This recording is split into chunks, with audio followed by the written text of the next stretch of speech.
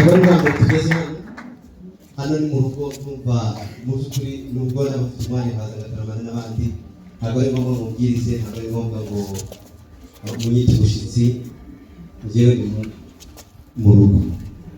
Rero dushima Imana ko dusanze ibibazo. Ukwezi kwa mbere twarangaha iwacu haremerewe, dusanga n'ubwo musenga turasenga twese mu buryo Imana yagikoresha n'abari yaruguru. Ndabasaba ngo dukomere Imana amashyi ku bantu. Rero twazanye n'umubyeyi Dr. Pastor Tim na madamu Aram n'umwamoni hariya bavuye muri Amerika, bamaze imyaka 40 ari pastor. Bakamaze kandi imyaka 40 bashakanye, bari barateganya ngo bazajya ahantu batazi nyine rimwe bagiye kwizihiza gushakana kwabo.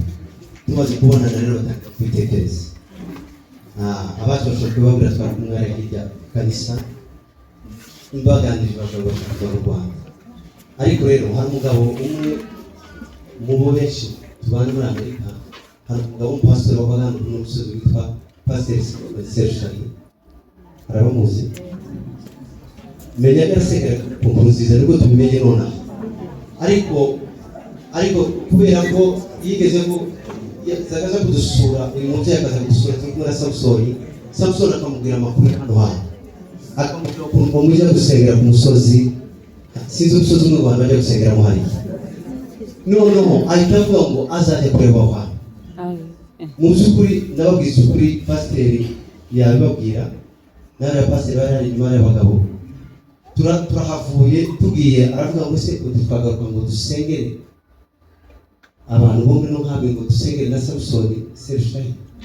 Aramusengera ararira, abagenaringiye abadamu bano bavugisha ngeze mu nduka cyangwa umuntu yatukuye iyo barazi bazatukura. Icyo ni ikintu kigaragaza ko Imana dusenga ni Imana. Amen. Nicyo rero yakoze.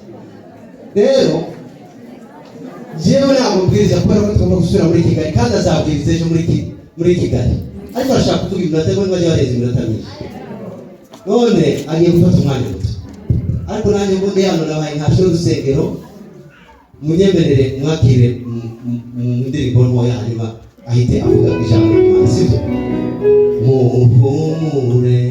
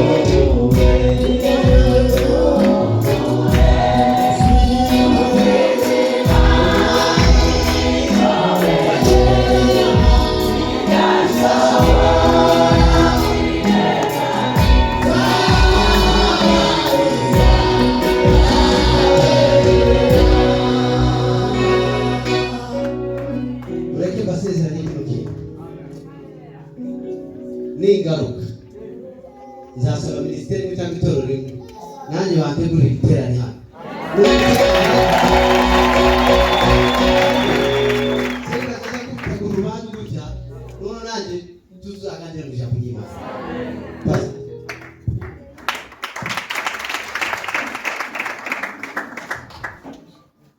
Joy to you. Joy to you. Amen, amen, amen, amen, amen. Joy to you. Joy to you. umunezero kuri mwe.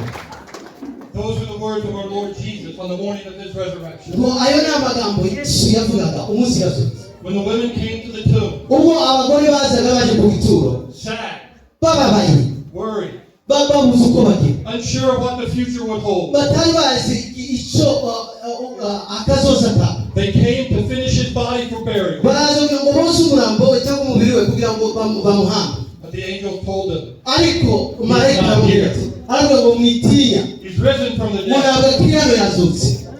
And in a moment they would see him. ngo muri uwo mwanya bahita bamubona. They didn't know it was him. ntibari bazi ko ari we.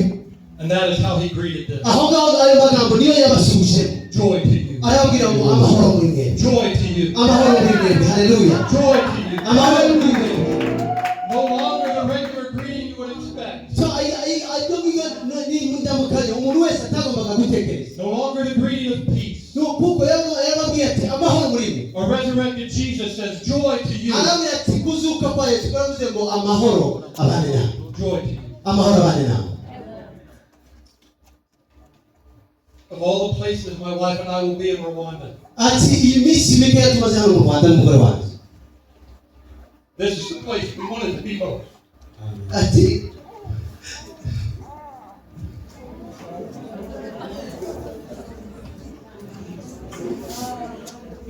hano uri hano wifuzaga kuba gushaka. I don't need notes. ntabwo bikeneye ko yandika inyigisho. I don't need my Bible. nta nubwo ngo akeneye Bibiliya. Because the word I have for you from God's word ngo kubera ko amagambo Imana amuhaye numvaga agomba kubana nawe, is planted deep in my heart. ngo arahagije kuba ari mu mutima buri mwe babiri. You are God's message. mwebwe ngo muri ubutumwa bw'Imana. Paul wrote to the church in Thessalonica, Pawulo yandikiye itorero ry'Abatesalonike, every time I pray for you, aravuga ngo igihe cyose basengera I give thanks ngo ndashima, because of ngo kubera your work of faith, ngo kwizera kwa, your labor of love, ngo imirimo y'urukundo mukora, and your enduring hope. ngo n'ibyiringiro biba muri mwe. And Paul tells the church in Thessalonica, ubwo rero Pawulo no kuri itorero ry'Abatesalonike aravuga, I want you to know this. arababwira ngo ndashaka neza ko mumenye Your faith, hope, and love ngo kwizera kwanyu, ibyiringiro byanyu n'urukundo rwanyu has spread all across the world. ngo byakwiriye isi yose. He said to Macedonia and Achaia. aravuga ngo ibyo yavuze muri Macedonia no muri Akaya. What I want you to know icyo nifuza ngo mumenye uno mugoroba w'umunsi, is that every time we pray for you, igihe cyose aho turi muri Amerika turimo tubasengera mwebwe, we give thanks turashima Imana for your kubera uburyo work of faith, Imana ibakoresha mu kwizera, your labor of love, uburyo imirimo y'urukundo igaragara muri mwe, and your enduring hope, n'uburyo bugaragaza ibyiringiro muri Imana, your truth, ukuri kw'Imana your faith, no kwizera kwanyu, your love, urukundo rwanyu, your hope ibyiringiro byanyu has spread across the world. byavuye hano mu kambi bigenda ku isi yose. Dukome Imana. ibyiringiro byanyu no kwizera kwanyu byavuye hano mu kambi biragenda ubu ngubu byageze ku isi yose, And it has changed hearts like mine kandi byahinduye imitima nk'uwanjye muhamubona uno munsi, and my wife n'umugore wanjye muhamubona and hano, our families. ndetse n'umuryango wanjye. You are our example. muri urugero rwiza umuntu yakwigiraho, You are our joy. muri ibyishimo byawe. Hallelujah. Haleluya. You are our family. muri umuryango wacu.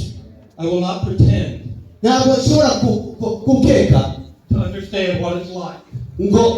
To understand what it is like ngo uko bishobora kuba bimeze, to have to flee your homeland.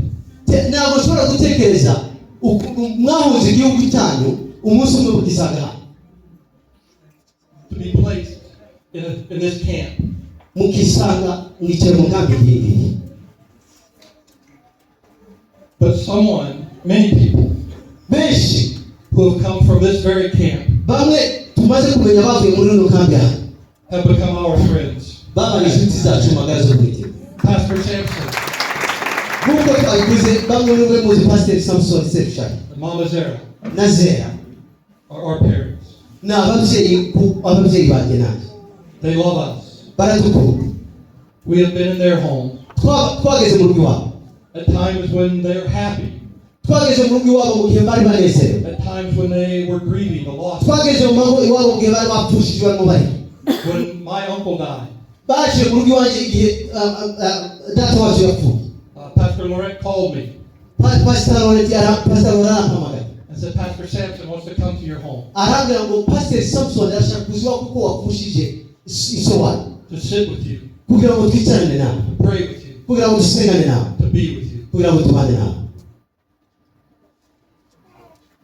When we were preparing to come, Ati ubwo twashakaga kuza hano mu Rwanda, Pastor Samson encouraged me to do this. Samson yambwiye rino jambo. He encouraged me to look to the mountain. Yarambwiye ngo nugera muri Rwanda uzore mu musozi ngo abantu babo bazaje gusengera. He said that was the place where he and many elders Aravuga ngo aho niho abantu benshi muri Rwanda bajya gusengera, would go and pray, bajya gusengera would pray for faith, kugira ngo Imana ibongerere kwizera kwabo, pray for love, kugira ngo Imana ibongerere urukundo, would pray for hope. kugira ngo Imana ibaremere ibyiringiro batarimo babona. And as we were driving in today, Rero ubwo twaba tuza tudrivinga tugeze hariya musozi, looking at the beautiful mountain, ndimo ndeba iyo musozi, and as I took a moment down by the church, nafashe umwanya hariya ku rusengero ndahindukira ndeba iyo misozi ngo ntazoba ariho neza, to look across the valley at the mountain, ndeba uwo musozi, at the place where I know my father prayed. ndavuga ngo uyu musozi niwo abantu benshi basenga Imana bashaka ibyiringiro. My heart was moved. Umutima wanjye wahise uhinduka ubundi buryo.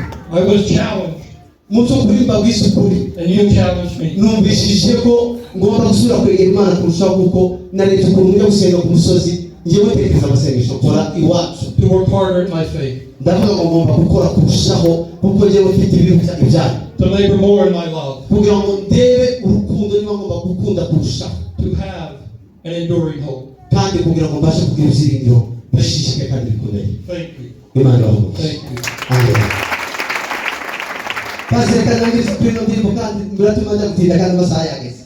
Mumbabarire muhaguruke dusenge Imana. Ubushize rege cyane gitera cy'abamama. Nafashe umuntu atakingaye gusa kandi. Ariko umutima cyari wabaye mubisize. Twese twari tubabaye.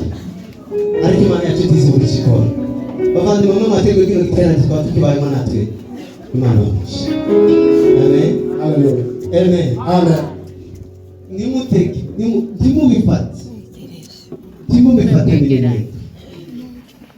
Umuntu kwishura itike. Umunsi kuri mo mbabwiza ukuri umubiri wanjye ari umeze nuko numvaga. Numvaga nshaka guhamagara ngo nimba mvuge ngo tituza. Kandi nze nabakubyakira. Ariko nzikoreye kubabara. Kuko yumvaga yabaye umwe muri twe. Murazumva? Yabaye umwe muri twe. Iwe n'umuryango wiwe. Kandi umubabaro dufitanye twese turawusangira. Rero iri jambo ni ibyiringiro.